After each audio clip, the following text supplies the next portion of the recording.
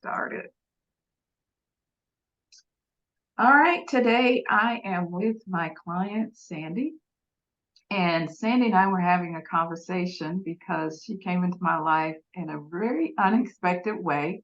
And I always say miracles flow like that. So I invited her to come on and talk about the process of when we met. It was actually mid-September. She reached out, and I just want her to share with you, we work together in what's called a VIP month. And a VIP month is really about working on a specific issue that you want to work on. And what we do is we invite in the idea of miracles happening in that month. And I never know what's going to happen, but with Sandy, I just want her to share the actual process. So welcome, Sandy. I want you to tell everybody first, what do you do in terms of work? And then why did you reach out to me? Thank you. First of all, I want to thank you for everything you've done. I mean, I'm just completely blown away by all of it. I'm a speech pathologist and I run a nonprofit that helps children with disabilities. And I've been a speech pathologist for over 25 years, working in underserved communities. And in doing that, realized that the work was really taken over, me as a person. So it is my purpose and my joy, but I really needed to connect with you to make sure that I was still sitting in my own body, myself and my spirit, and making sure I was important to myself. Mhm. So what kind of challenges, though? Many times when people come to me, they're in pain in some way, overwhelm or, frustration or what, how would you describe the problem that I need to reach out? Because we didn't know each other, not really. I think we had met, you said briefly somewhere, but what I was going met you on? on an Instagram live. I met you on an Instagram live, and that was a while ago. And I was listening to you and just feeling like I 100% needed this type of guidance, but I wasn't sure what it would be like.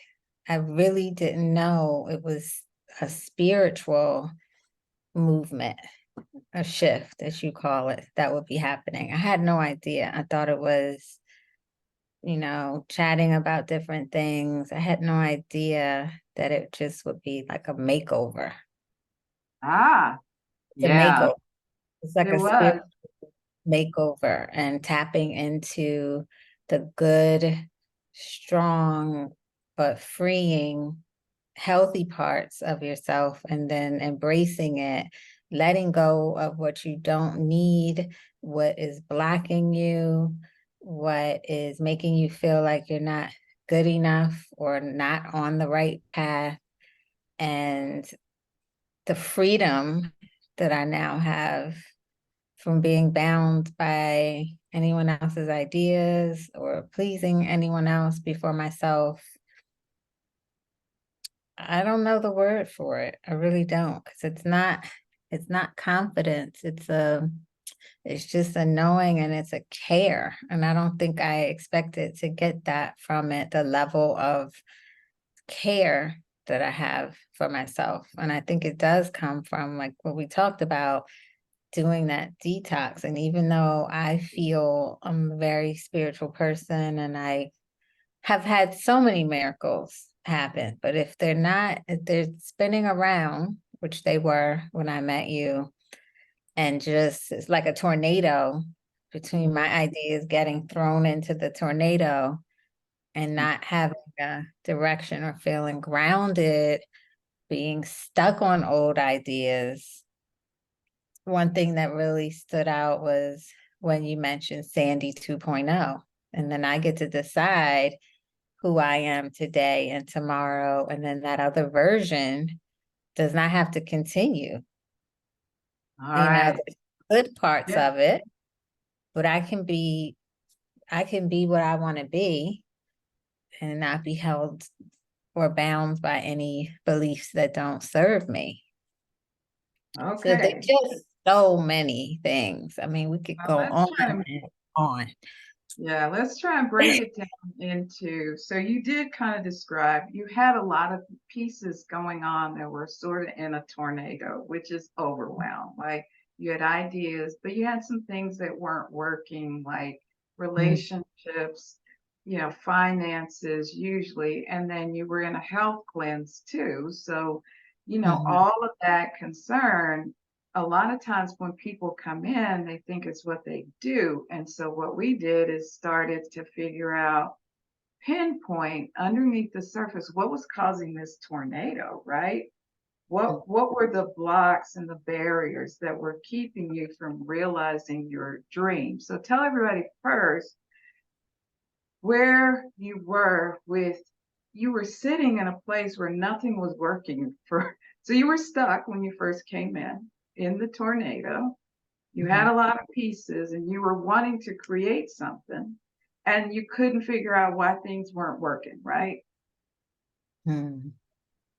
And I was so really at a turning point of where I had been doing the same things over and over, and they weren't working in the way that I had hoped for them to. Yes, there was still progress, always progress, because if we didn't have any progress, you know, probably wouldn't keep going, but not on the level that I wanted it to be, and then not with the peace that I wanted to have for myself while I was on the journey. I do not want to feel like I didn't get into this to go from one merry-go-round of working in New York City like a on a spinning wheel to now do my purpose and what I love, and then have that very same feeling, not knowing when I can get off of it, and then just have things to flow the way I envision them. So the things that you mentioned about, money coming in freely and things,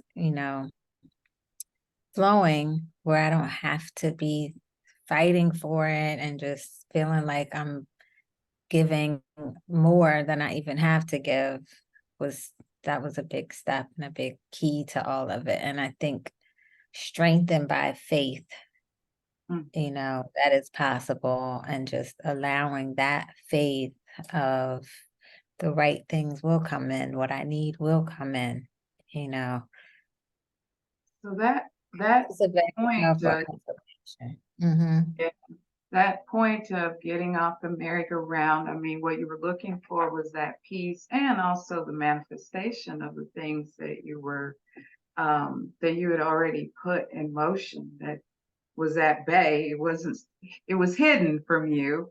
And so talk about then the process of, okay, you come in, you don't even know what we're about to do. You sort of explained what we were going to do is first find out what was going on beneath the surface. Because with a spiritual makeover, it's really about pinpointing those blocks, those barriers, those blind spots that are keeping you from receiving. So a lot of times we're trying to do things, we're trying to find what's going to work, but really we have to go within. And so what I was able to do is help you pinpoint. And so talk about that process of what we pinpointed and what was released in you. The pinpointing was very important because it's having those things be called out, and then being able to say, okay, I kind of feel like they were there, but now it's like glaring that it's there. And I'm not going to sit here and deny that it's there, and it needs to not be there because it's blocking me. And, you What were some know, of the blocks that you remember that were there? well, which ones would I want to share? I think is more of the question. But I think that, not thinking of myself highly enough with, who I am, Yeah. and just, not, really thinking of myself. Yeah, I mean, really thinking of myself in a more positive way, because I'm very hard on myself. And so all of the things that can feel negative that go with being hard on yourself is what I was feeling under the surface of I can do anything, you know, but then being held back by Mhm. the other thoughts. Yeah, that's that, it's kinda like being in a boxing match or, where you're fighting yourself. I mean, it's like, "I can do this, like, I can win this match." At the same time, you got another part of you that's going, "No, you can't." And, which side is winning is usually the stronger internal chatter. I call it, emotional garbage or trash or inner chatter, whatever you kind of want to call it. That part of you that's stuck. And can I do this? I think I can. And it's like, no, you can't. So we were able to go and find out what that was about. I mean, because it's a battle between good and evil to me, in terms of we have a light side of ourselves where we think of ourselves highly, and then we have a dark side, right? That says, no, you're not. So we had to get to the point where we figured that out. And once we were able to do that, then we were able to expose it and release it. And so, talk about what that was like once we got all of that dark stuff that was there, or cloudy stuff, and then you were able to release it. What happened? That was the biggest part that was so beautiful and powerful is that I had no idea that at the end of the calls, we would be doing that energy clearing. And when you were doing that, I would be praying and meditating, not almost not even by choice. It's just it was like a vibration of peace that just, after the call, it's like refreshed, ready to go. And that, I mean, I just had no idea we would be doing anything on that kind of spiritual level. So it was like all the things that I believe in and wanted to experience in one. Yeah. So you talk about peace, like nobody, I told you, I wish we could bottle that up and sell it, right? Mhm. But everybody deserves, we were born to be in that peace. And so when you're not and you've got that chaos going on, but when you experience that release, like it just feels so amazing, right? It And does because it brings clarity. And mm, then that clarity is when you can say, okay, it's this situation, it's this thing, it's these things about myself. I feel so clear. It's mm, just very clear now in a way that I didn't expect, yeah. from I thought it would still feel hard. I thought it would still feel the way that it felt, So it went but from hard choosing, to peace to easy, right, and relaxed.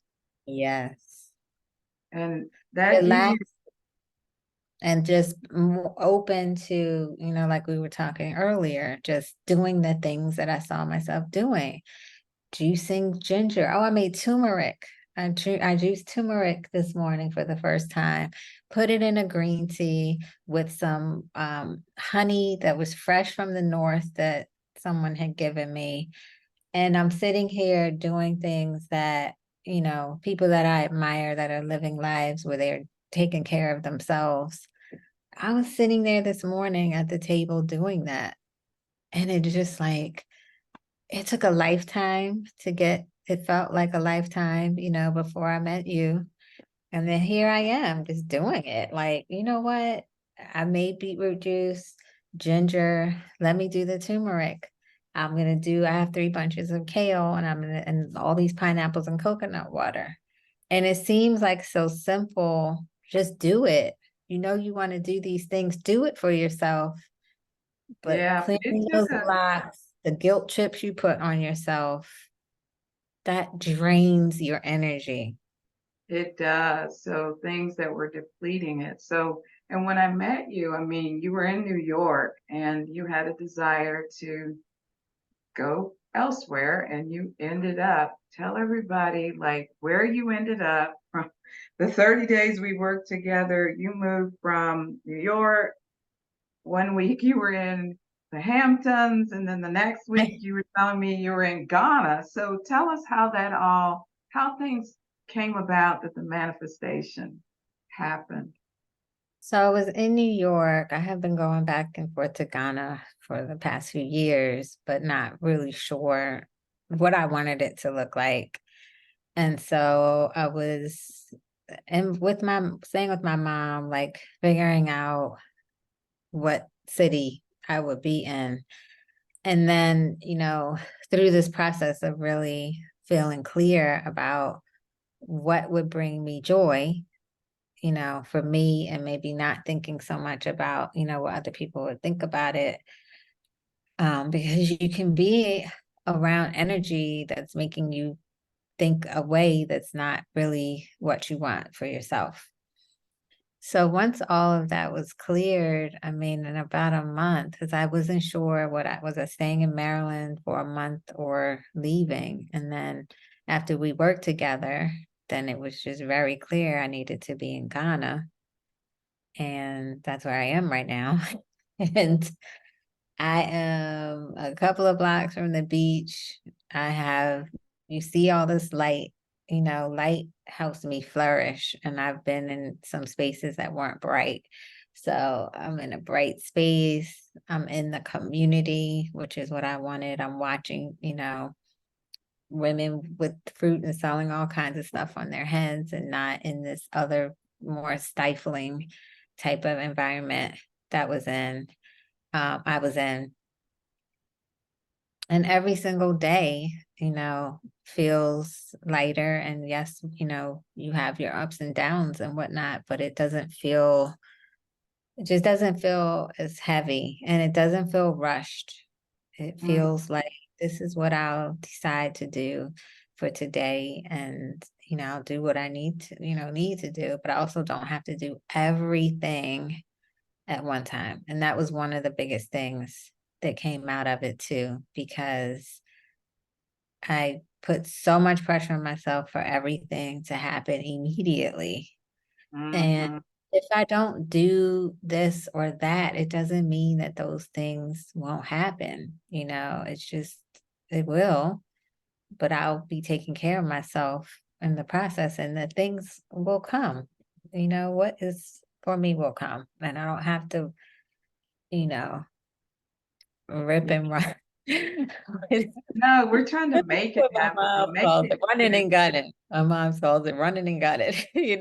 Yes, exactly. I call it the making it happen energy that we live in. Like, I got to make this happen, and that really causes resistance. And that Mhm. resistance keeps it further from you, right? And causes chaos. So this whole thing is, so you ended up in Ghana. You got a beautiful place that you live in. You're not too far from the beach. Sandy also has her company, which is called, tell them about your company. It's, Oh, that speech therapy yes. practice. Yes. So I also contract um at doing speech therapy Okay.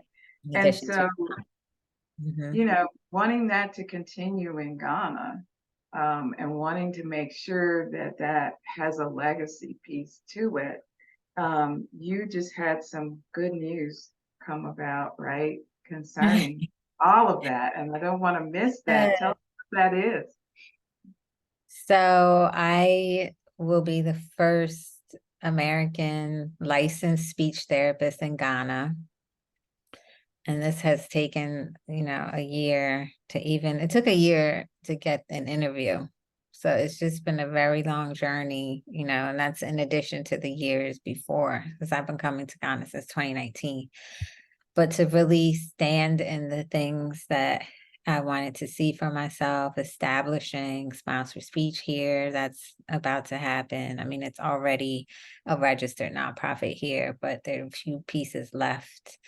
And, you know, having it all come together and then to be in this detox, space and version of myself to enjoy it in the way that I am. I mean, I can't Yeah. thank you for that. Well, and I can't thank you enough for doing the work in between. So we don't want to mislead anybody into thinking that I did the work. I was your facilitator, and I call it your doula, right? Birthing what you're trying to birth. And so I call it where harmony meets manifestation. And it starts with a detox, and not everybody gets the same results. I don't want to represent that at all. But when you do the work in between, it actually just really takes you into another level. So it's us partnering together to do that. And so if someone is sitting here going, that happened for you, but can that really happen for me? What would you say to them? Because I've sat there before listening to these interviews and gone, okay, that's Sandy. She's beautiful. She's smart. Everything just works out for her. What would you say to them? I would say to really let yourself embrace the process, take that pressure off of whatever, is weighing you down and just say, let me just really listen. I used to listen to um, the recordings at night, and I have really, really long days, especially here, because I'm, um, right now 8 hours ahead of the time that I'm working in another state in other countries. And I just would enjoy listening to those, all the detox and the different audios and imagining things being great. It really took off the pressure of me having to make it great to just think about it can be, and the forgiveness piece Yes, to that was say, huge. it's okay to keep on beating yourself up about whatever didn't go this way or that way. I think that is just such a huge part of it, giving ourselves grace. And it's one thing to say it, but it was another thing to listen to the recordings and the examples that you gave and, sharing your own experience. And I just really connected with all of that. And having a morning practice, have my affirmation cards, and it is work, that has to be done, but it's so worth it. It is, So especially as worth it. It's like, why not? you It's talk about peace and clarity and joy. Like, that's what we're talking about today. And I just wanted to thank Sandy for sharing with you, because I think one of the things we realize is that we're all really alike. Our situations are different, but we're more alike than we think, and you just have to trust. And so, I'm not saying that everybody is a good fit for this type of work, because I'm very clear about that. Only people who are ready, right? And so usually it's people who are high performers, who are ready to go to the next level.